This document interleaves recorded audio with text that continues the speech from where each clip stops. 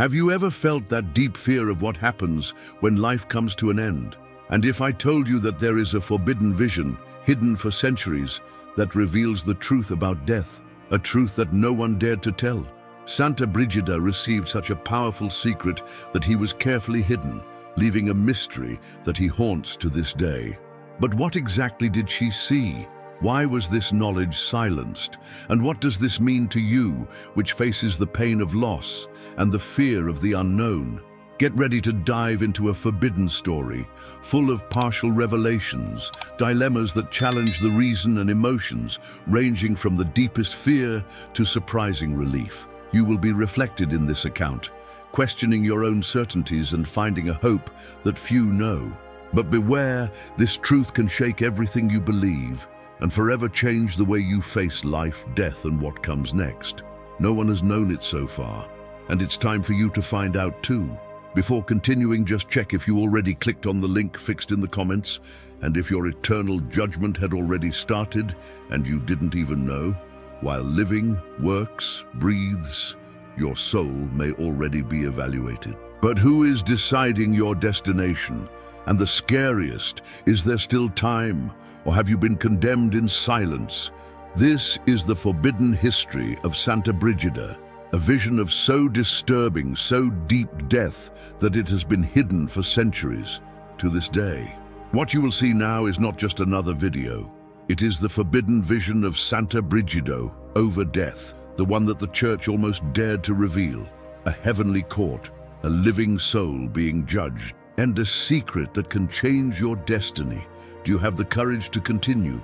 Because after that, you will never look at death the same way. Before you continue, check it out. If you already clicked the subscribe button, look at the button and check it out if you already clicked now. Imagine closing your eyes now, and when opening them, you are no longer in your room. It is elsewhere, a place where time stopped, a silent court, where you have no lawyer, there is no defense, just light and true. This is exactly what Santa Brigida lived, but what she saw was not told to the world. For centuries, this view was hidden, kept, censored, silenced, because she reveals something that none of us wants to face, that death is not the end. It is the beginning of a judgment that can start even before the last sigh. This is the forbidden view of Santa Brigida over death. And what she has witnessed in this heavenly court will mess with everything you believe about soul, sin, mercy, and salvation. She saw a throne. She saw Christ. She saw the Virgin Mary in silence. And he heard Satan accuse a soul that was still alive. And now, this story comes to you, but beware. After watching, your conscience will never be able to sleep in peace again. Watch until the end, because maybe, just maybe, this video is the last chance for someone to warn you.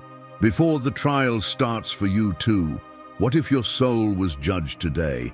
Imagine just for a second, you lie down like any other night. The lamplight goes out. Silence takes over the room. Outside, the world continues. But inside you, something different starts. The body relaxes, but the soul awakens. And suddenly, you're no longer there. We are living challenging times where faith and family protection are more necessary than ever. Therefore, I have prepared a special digital book with powerful prayers for the protection of your family and the worship of the Blessed Sacrament. You can download your copy for free now, accessing the link in the first fixed comment. This guide was made to strengthen your faith, protect your home, and transform your spiritual life. Do not let it for later, for the need for prayer and consecration is urgent. Click on the first comment, download your book, and start protecting your family today with the strength of prayer and the presence of God in your home. Don't waste time. Your spiritual protection begins now. You open your eyes and are not in your room. There are no walls, no ceiling. There is only a golden immensity so intense that it burns your eyes and at the same time welcomes like a hug. An absolute silence, but meaningful. As if even the air knew that something solemn is about to happen. You try to talk, but you can't, because in front of you there is a throne. Not any throne, but a throne of living light. impossible to describe in human words, and you feels in the deepest of your being that is facing something eternal, something sacred, something that knows everything about you. Santa Brigida not only imagined this scene, she saw. She said that while praying alone in silence, it was as if time had stopped. Suddenly he felt torn from the world. Your body still, he was kneeling, but his soul was taken. She was in what she called the heavenly court. But there were no prosecutors, judges, or lawyers. There was just true. And the soul that was being judged, it was hers, but she was still alive. That's where everything becomes disturbing, because most of us imagine the judgment of the soul as something that happens after death, a distant day, an end. But what if, isn't it like that? What if the sky is watching now? What if the book of your life is being opened right now? What if, while you work, eat, have fun, complain, there is already an active spiritual court, analyzing every decision you make secret? The sight of Santa Brigida breaks with logic. She said she felt the weight of each choice, every word said in anger, every silence she heard each time she ignored an inner call.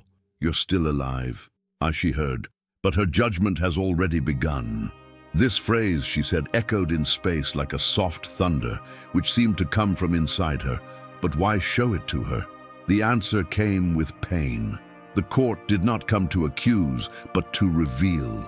Reveal that the time we have here is an essay of eternity. Each gesture of love is recorded, each cruel word too. But more than acts, intentions weigh. You may have done everything right on the outside, but if inside it was full of pride or contempt, it doesn't go unnoticed. And now think to me, how many times have you been wrong saying, "Then I change"? How many times did you leave for tomorrow that forgiveness you should have asked for yesterday? How many promises to God have you forgotten, thinking he would forget too? What scared Santa Brigida was not the fire, nor the angels. It was the mirror of the soul. She saw herself completely. No masks, no excuses, no filters. And you? Are you ready to look like this? Because if the trial has started, maybe this common night, this video you decided to watch now, it wasn't by chance. Perhaps your soul is being called. And you have a choice, now, before the eyes are close to, and the throne of light wait for you. Ready for the next topic? A palace that shines like the sun, and a silence that weighs like death. Try to imagine the most sacred, most solemn, and at the same time scarier place you've ever heard. Multiply this for 1,000. Santa Brigida was taken to this place. A palace, but not marble, gold, or stone. It was made of light, but a different light. It was not welcoming. It was imposing. He shone like the midday sun, but it didn't warm up. It was like burned without fire, cut without a blade. And the worst, it illuminated what you don't want to see in yourself. In the center, Christ, but not the Christ of the manger, nor that of the paintings with compassionate eyes and open arms. No, it was the King, the judge, dressed in a cloak of glory, radiating authority and silence, a silence that weighed more than any scream. His eyes did not look, they crossed, and around, an emptiness that was not empty. It was a loaded space, dense, as if the time there was stuck, frozen, as if the air had stopped moving. On the right she was, the Virgin Mary, but it didn't cry, she didn't train.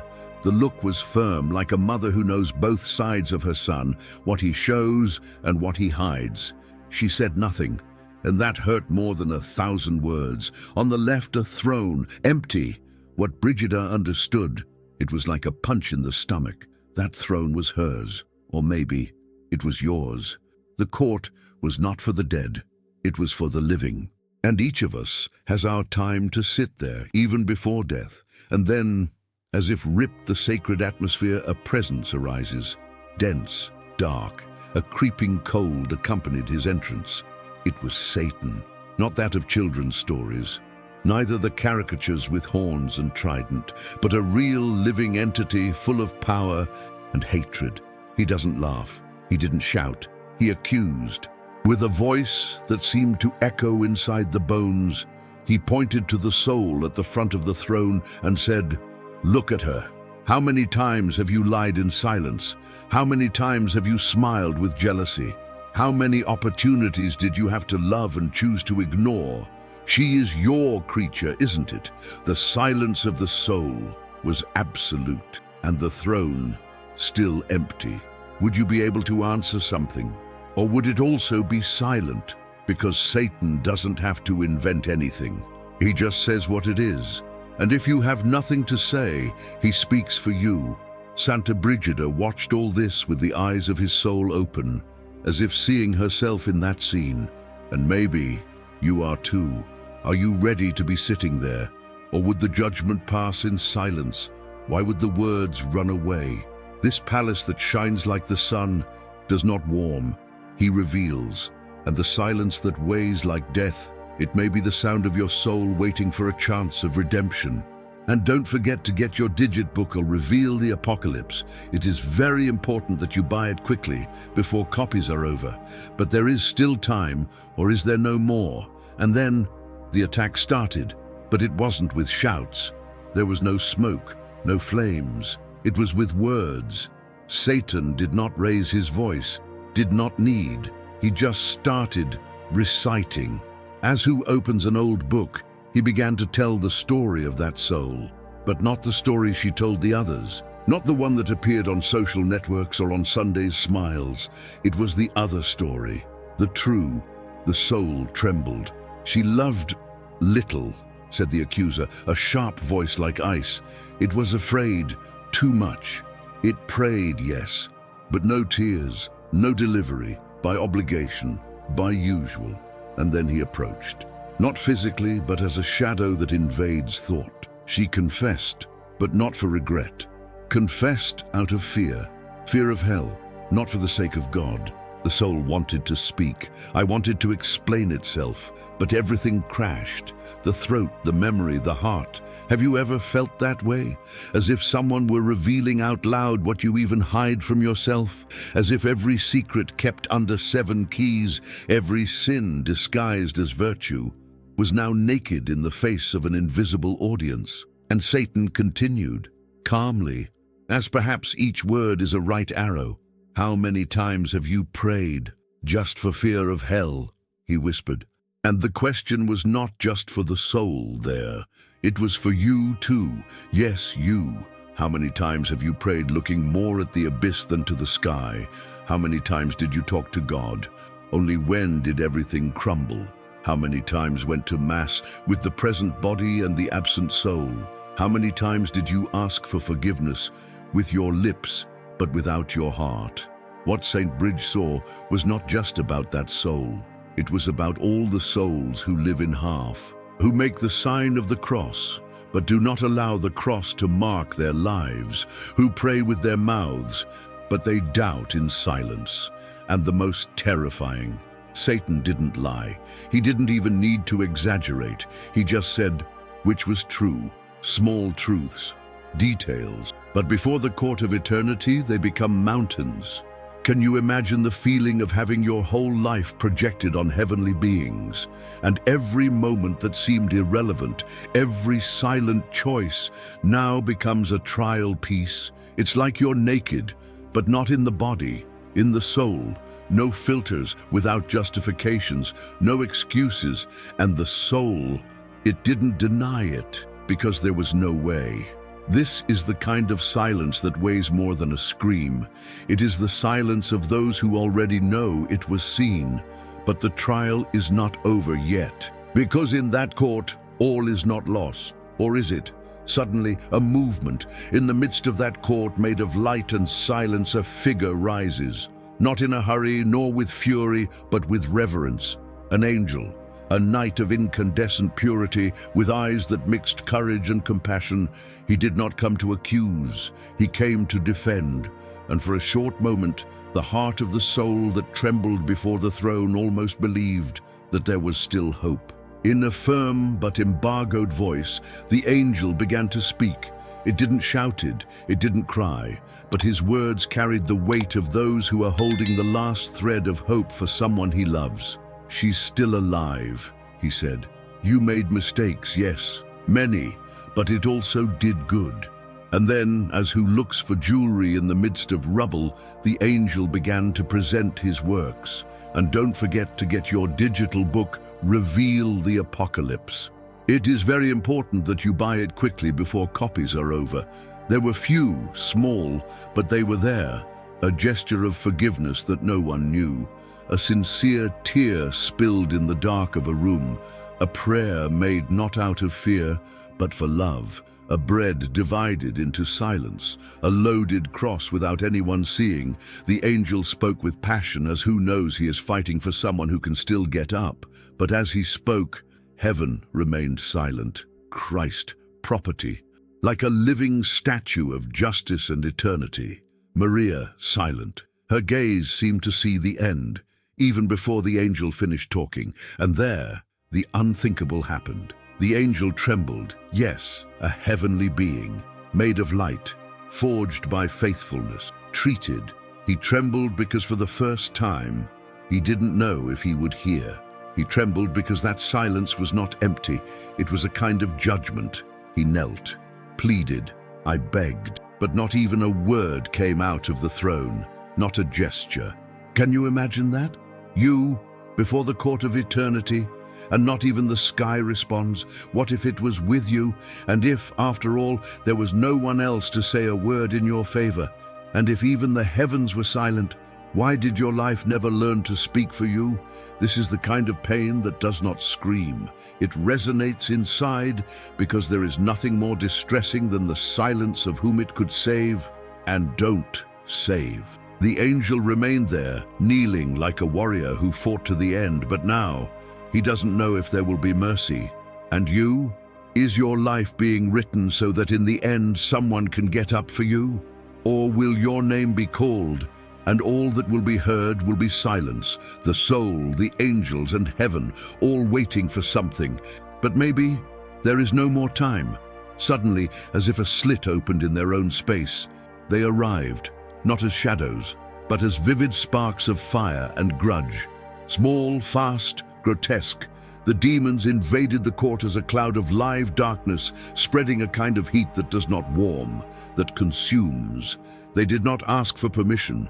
They do not fear the throne. They just invaded, like parasites ready to celebrate. And there, in the middle of heavenly territory, they laughed. They laughed with teeth on the show, hungry eyes and languages that dripped contempt. They laughed at the soul, laughed at the kneeling angel. They laughed even the virgin, who remained firm, even in the face of the mockery. She's ours. We already smell the condemnation. We already enjoy the fall. One of them, bolder, more poisonous, advanced a few steps. He looked at the throne, looked at Maria, and spat a blasphemy that froze the atmosphere. Not even Mary would be saved if she died in sin. The phrase fell like a silent thunder, a bomb thrown in the middle of the court, and at that moment the soul felt the weight of justice. But it was not a sentence, it was an internal weight, like a rock that fell into his chest, a weight that crushed not the bones but hope. Because deep down she began to ask herself, are they right? Do you even have a limit? Did I have so small, too late, too far to come back? And maybe you have already asked these questions as well, in silence, in the dark, alone.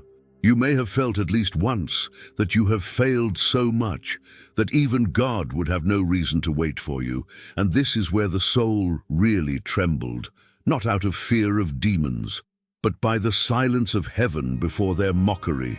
Because the demons already celebrated, already danced, they already brushed each other in rituals of profane enjoyment, and the soul there, no answer, without defense, no reaction. It was like it's in free fall, and the floor didn't come. As if everything was decided, but a word was missing, just one word. But who would say it, and would she come in time, or is those laughs of hell were the sound of the end? And then at the height of despair, when the voices of hell were already celebrating, when even the angels seemed defeated and the sky remained silent. It moves, the Virgin Mary, slowly but with authority that does not need words. She gets up, and in that moment, everything changes. The light that was once cold and distant transforms.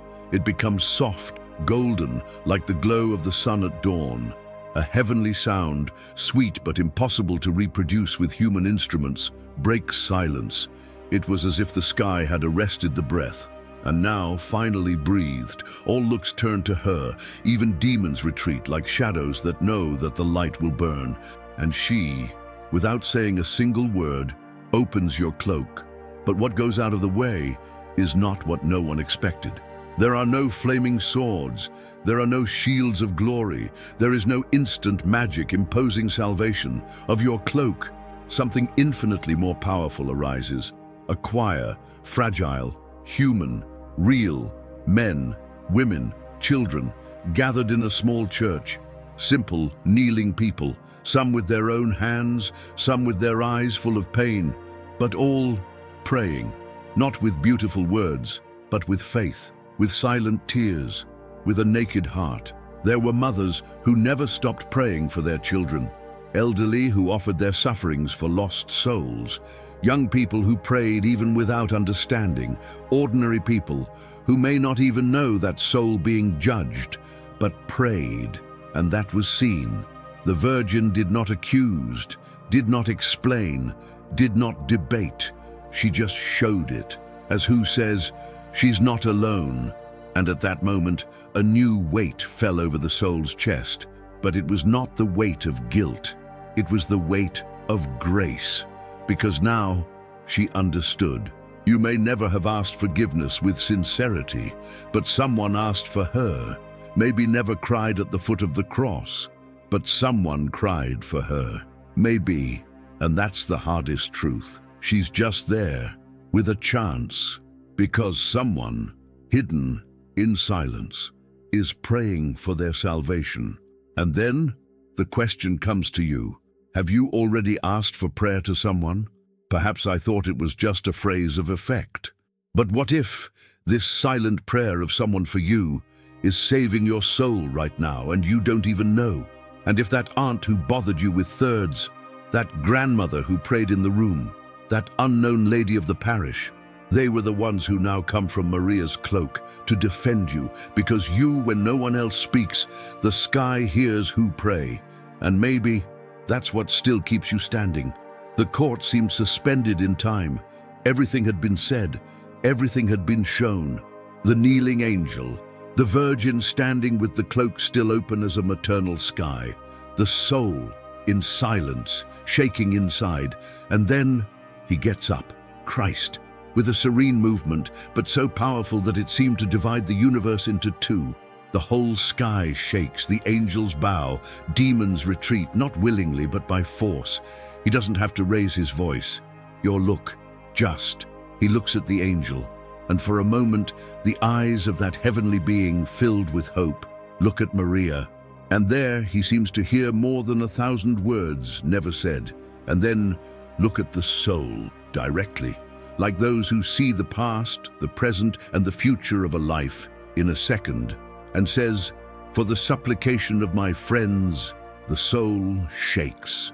The demons cease the laughs, the angel holds the breath. This soul will receive the contrition before death. It is not a relief, it's a fright. It will not be released in hell.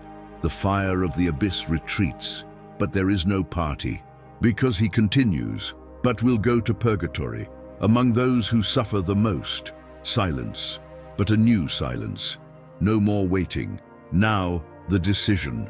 The sky does not scream, but everyone understands. The sentence was given, and that's where the real dilemma comes. Not a punishment, but a choice internal. Would you save yourself, even with pain, or would you prefer eternal forgetfulness? Because what Christ offered was not a golden note to paradise. It was mercy, with fire. It was salvation, with purification. It was love, with justice. The soul will be saved, but every second in the purgatory will be like knowing the sins one by one, with tears and moans that only the sky will hear. And you, are you ready to be saved, knowing you will still have to go through pain? Or do you prefer to live as if nothing existed until it falls into eternal forgetfulness? This is the question that leaves the sky in two halves. This is the question that divides you from yourself. And don't forget to get your digital book, Reveal the Apocalypse. It is very important that you buy it quickly before copies are over, because in the end, the greatest judgment is not what the sky does. That's what you decide to do with the chance he gives you. Saint Brigid could barely breathe. The view that was shown to him was not a punishment, but a warning so real that the air seemed to be heavier, the slower time. She saw the soul hanging upside down, not as in a human punishment, but as in a spiritual symbol, a total reversal of order, peace, dignity. It floated above a furnace that burned without touching, but whose pain was already felt in the soul, not in the flesh. There were no shouts of fire. There was something worse, the cry of regret, when you can no longer come back. The soul did not ask for help, did not ask for justice. She screamed inside, for itself, to the sky that still listened to it, but now she let her feel the weight of her own abandonment. And then the screams came. Five wounds opened by the soul itself, 5 swords spiked by free will, 5 late truths, but now echoing for eternity. Woe to me, because I loved it little. Yes, she loved, but warm, shallow. He chose to love what he was in. He loved the world, the comfort, the compliment. But God, just from afar, only when I needed. Woe to me, because I was weak. She had opportunities, lots of, but in each one he chose the easiest way, gave in to laziness, to doubt, to the pleasure that lasts seconds and condemns for centuries. Woe to me, because I surrendered to pride. I never wanted to bend my knees. I never wanted to ask for forgiveness. He was always right. I always had an excuse. But the pride now kept her hanging, alone, with nothing to cling to. Oh, me. Because I followed bad company. He thought the wise advice were boring. He preferred the applause of the fools, laughed at what was sacred, mocked those who prayed. He called a fanatic who just wanted to save her. Woe to me, because I wasted the mercy. This was the heaviest, the one that made Saint Brigid fall to the knees in the face of vision. Because she had chances, God spoke, Maria called, the angel defended, but the soul thought it would have more time. Always another day, always later. And now, only the echo of Aideme was left. 5 shouts, 5 confessions, 5 evidence that the greatest punishment does not come from outside. It comes from what is perceived too late. And then, Saint Brigid heard a question that seemed to cross the skies. But it was directed to us, to me, to you, and you.